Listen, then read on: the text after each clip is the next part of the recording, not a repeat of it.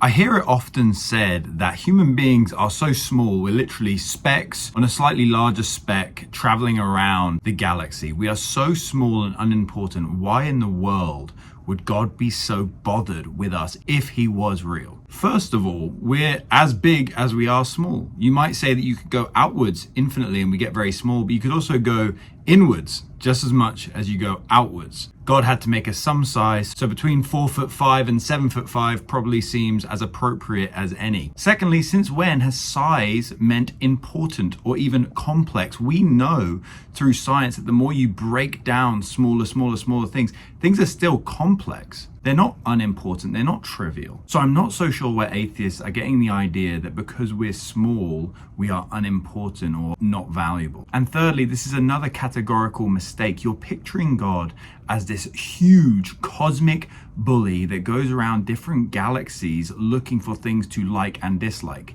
God is not dependent on time and space, so size really has no impact as to what he would value. Why God values us, it's partly a mystery. Even David said that it's kind of a mystery. We don't know why God is so concerned with us. But I'll tell you this, in Genesis, God created the earth. He created the Grand Canyon. He created the Pacific Ocean, the Great Barrier Reef, and said, it is good.